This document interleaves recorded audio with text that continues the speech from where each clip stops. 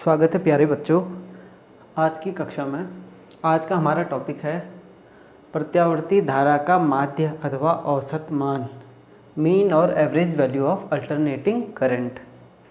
इससे पहले हम पढ़ चुके हैं कि अल्टरनेटिंग करंट कैसे जनरेट होता है, वेव फॉर्म कैसी होती है, तात्कालिक मान, ये क्या है तात्कालिक मान इंस्टैंटेनियस वैल्यूज़, ये है तात्कालिक मान। तत्काल किसी भी समय टी पे, तात्कालिक मतलब किसी भी समय टी पे मान क्या होंगे, वो मान ये हैं कि प्रेरित विद्युत वाहक बल या एसी का तात्कालिक मान है E equal to E naught, AC voltage का E naught sine omega t, AC current का जो है मान होगा I equal to I naught sine omega t. ये तात्कालिक वैल्यू है किसी भी क्षण टी पर, जहाँ पे ई नॉट बराबर N A B omega, I naught बराबर N A B omega upon R, जिस परिपथ में वो प्रत्यावर्ती धारा जा रही है उस परिपथ का प्रतिरोध आर आ जाएगा। V equal to I R से I equal to V upon R. I not और ई नॉट या ई जीरो को हम क्या कहते हैं, पीक वैल्यू या शिखर मान भी बोलते हैं क्रमशः। ये है प्रत्यावर्ती वोल्टेज का शिखर मान, प्रत्यावर्ती धारा का शिखर मान। और धारा उत्पन्न कैसे होती है, जब कुंडली को हम एक बाह्य चुंबकीय क्षेत्र में घुमाते हैं, चक्कर लगाते हैं, बाह्य चुंबकीय क्षेत्र में घुमाते हैं, तो प्रेरित धारा या प्रेरित विद्युत वाहक बल उत्पन्न होता है। ये हम पिछले वीडियो में पढ़ चुके हैं, जिसका वेव फॉर्म इस प्रकार से होता है। साइन ओमेगा टी है तो साइन के रूप में वेव फॉर्म हो गया। ये जीरो है, आई नॉट और आई नॉट यहाँ दिखा रखा, तो ये ऊपर प्लस में नीचे नेगेटिव में है।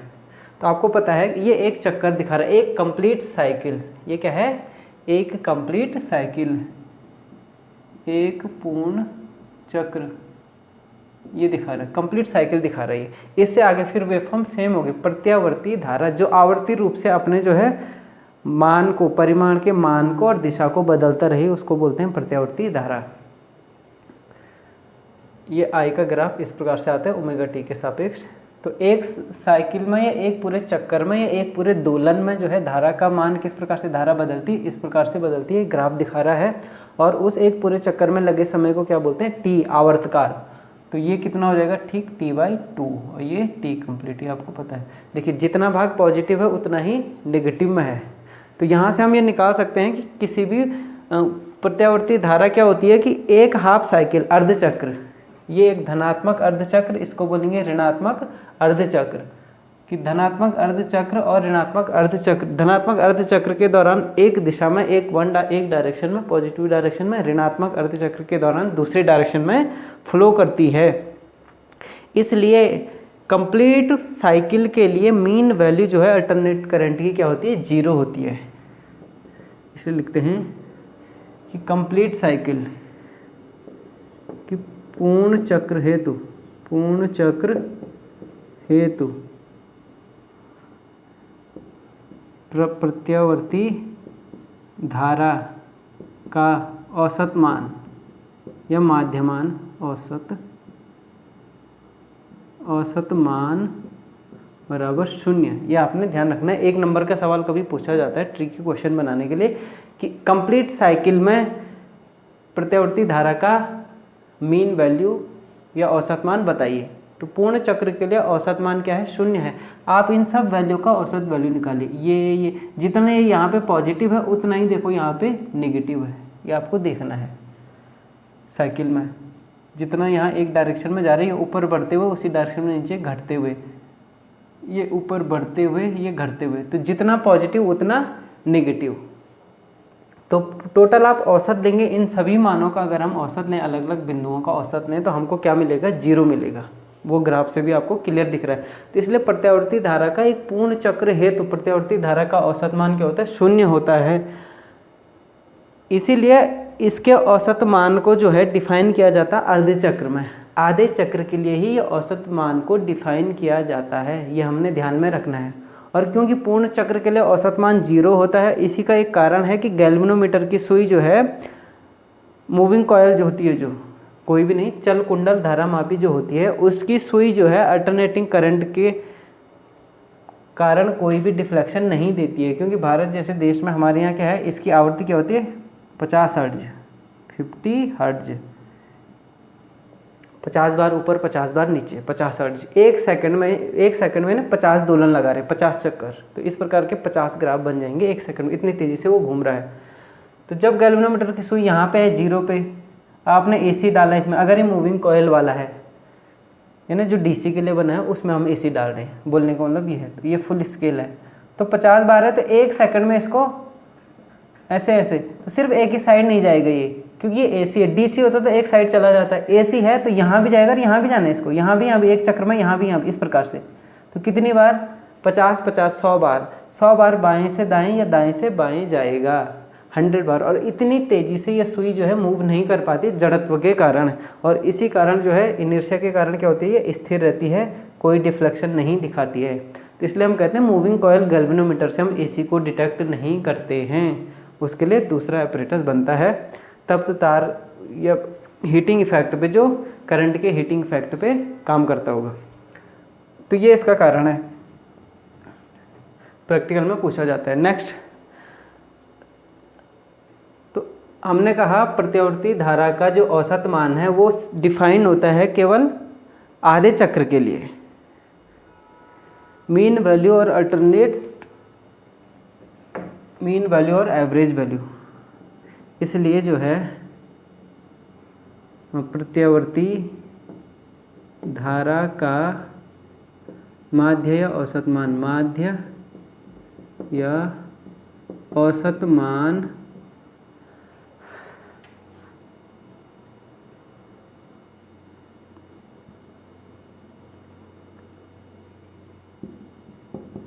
अर्ध चक्र हेतु परिभाषित होता है, परिभाषित होता है।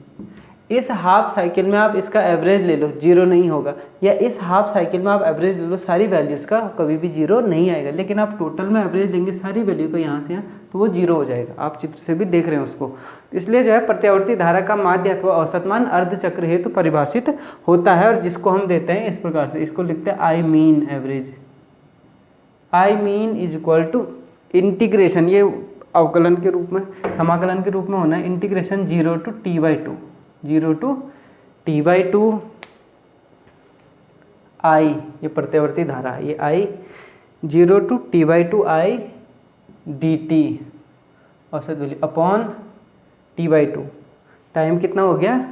T/2। देखो हम कर क्या रहे हैं, हम यहाँ से यहाँ तक की वैल्यू है, यहाँ से यहाँ तक की टोटल वैल्यू ले रहे हैं। तो टोटल वैल्यू लेंगे तो उनको जोड़ देंगे। मीन लेने के लिए क्या करेंगे, हम सारी अलग अलग वैल्यू लेंगे, उनको जोड़ देंगे। अब बट ये, तो वही हम यहाँ पे कर रहे हैं, 0 to T/2 आई dt, आई की वैल्यू ली उस समय के बीच, और टोटल कितना आ जाएगा वो T/2, समय कितना हो गया T/2।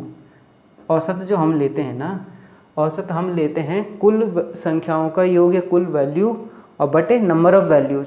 तो कुल वैल्यू का योग समेशन, समेशन को आपने किया तो इंटीग्रेशन में आ गया, अब समेशन से कंटिन्यूस वे में चले तो इंटीग्रेशन में आ गए समेशन से, और टोटल कितनी वैल्यू होंगी जो उस T/2 टाइम के बीच होंगी उतनी वैल्यू, तो नंबर यहाँ आ गया T/2।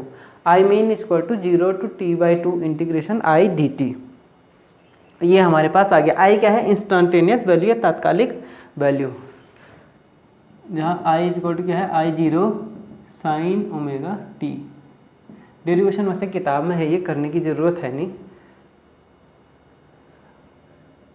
फिर भी थोड़ा देख लो आई मीन, क्योंकि नया कुछ इसमें मैंने करवाना नहीं है, इस डेरिवेशन में ऐसा कुछ नहीं आएगा नया। टी की वैल्यू को चेंज करना है यहाँ पे, तो टी की वैल्यू को कैसे चेंज करेंगे, एक चीज़ देखिए आप, समय बराबर क्या होता है, दूरी बटे चाल। सिंपल सा, समय बराबर चाल बराबर दूरी बटे समय होता है ना, चाल बराबर दूरी बटे समय, तो समय बराबर दूरी बटे चाल। ऐसे देखो, ये फॉर्मूला आपको पता है पहले से, चाल यहाँ ले जाएंगे, चाल बराबर दूरी बटे समय, उसी को मैंने लिखा समय बराबर दूरी बटे चाल। अब एक चक्कर की बात करते हैं, कुंडली का जो है एक चक्कर, ये AC की ग्राफ है ना, और ये ग्राफ क्या दिखा रहा है, एक कंप्लीट चक्कर। तो एक कंप्लीट चक्कर में जब कुंडली एक कंप्लीट चक्कर घूम रही है तो उस समय को क्या बोलते हैं हम, आवर्तकाल। क्या बोलते हैं, आवर्तकाल, T से दिखाया। उस कंप्लीट चक्कर में जो है कितनी दूरी चली, तो दूरी कौन सी आएगी, कोणीय दूरी। कौन सी दूरी, कोणीय दूरी, और वो कोणीय दूरी क्या होती है, थीटा। और ये थीटा कंप्लीट एक राउंड में थीटा का वैल्यू कितना हो जाएगा, 2 पाई। कंप्लीट राउंड में थीटा का value 2 pi. t is equal to 2 pi upon, चाल क्या बोला हमने, कुंडली की चाल, पिछले उसमें था ओमेगा, जो ये दिखा रहा है ये क्या है ओमेगा, कोणीय चाल, चाल कोणीय, कोणीय दूरी कोणीय चाल, तो t क्या है आवर्तकाल। तो ये इनके बीच संबंध इस प्रकार से आप डिराइव कर सकते हैं, याद रख सकते हैं। t is equal to 2 pi upon omega, वो वैल्यू हमने t की यहाँ पे पुट कर देनी है। I0 क्या है, पीक वैल्यू, वो हमने पहले लिखा दिया। I mean is equal to t/2, t बराबर 2 पाई अपॉन ओमेगा है, तो t/2 क्या हो जाएगा, पाई अपॉन ओमेगा, t हो जाएगा हमारा पाई अपॉन ओमेगा, और ये बट्टे में है तो इसको ऊपर लाएंगे तो उल्टा हो जाएगा। चलो इसको पहले ऐसे लिखो, इंटीग्रेशन 0 टू t/2 की जगह पाई अपॉन ओमेगा, i की वैल्यू I0 या I0 साइन ओमेगा t और dt, यहाँ बटे में था पाई बटे ओमेगा।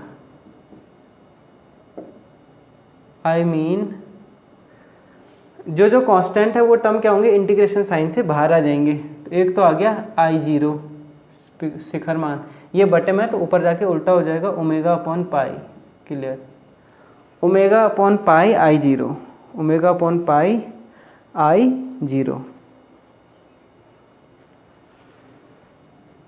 अब करो इसको integration 0 to pi upon omega sine omega t dt, integration sine theta d theta क्या होता है, minus cos theta, minus cos theta. तो यहाँ पे थीटा की जगह ओमेगा 2 आया है तो वो बटे में चला जाएगा फिर उसका t के सापेक्ष।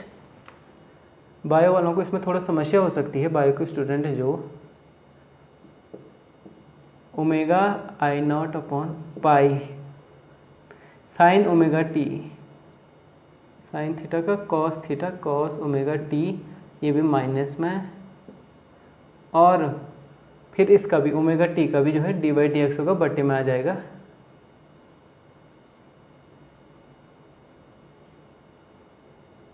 dt था ओमेगा, क्लियर हो गया, और यहाँ लिमिट चढ़ जाएगी 0 to pi upon omega, 0 to pi upon omega. ये ओमेगा है, ये ओमेगा, यहाँ ओमेगा ओमेगा कैंसिल हो गया, ओमेगा ओमेगा कैंसिल हो गया, माइनस साइन है, माइनस में बाहर ले आता हूँ, माइनस I0 अपॉन पाई, अंदर देखिए upper limit minus lower limit लगा दो, कॉस ओमेगा t, t की जगह क्या रखना है, चर की जगह रखना है, पाई अपॉन ओमेगा, पाई से ओमेगा काटिए कॉस पाई माइनस, ये माइनस तो पहले ले आया था मैं बाहर, माइनस जो है 0, t की जगह 0 रखेंगे, कॉस 0। ये आप इतना नोट कर लें, थोड़ी सी जगह और बच जाएगी शायद, minus I upon pi I0 upon pi, cos pi की वैल्यू -1 और माइनस कॉस 0 की वैल्यू 1, माइनस माइनस का -2। अभी मिटा देता हूँ मैं, ये आप नोट कर लें पहले। तो हमें से ये ध्यान रखना है कि प्रत्यावर्ती धारा का जो औसत वैल्यू या माध्य वैल्यू है वो पूर्ण चक्र के लिए डिफाइन नहीं है, केवल अर्ध चक्र के लिए डिफाइन है। या तो आधे इसमें निकालो या आधे इसमें निकालो, एवरेज निकल आएगा। टोटल में एवरेज निकालने जाएंगे तो 0 मिलेगा हमको।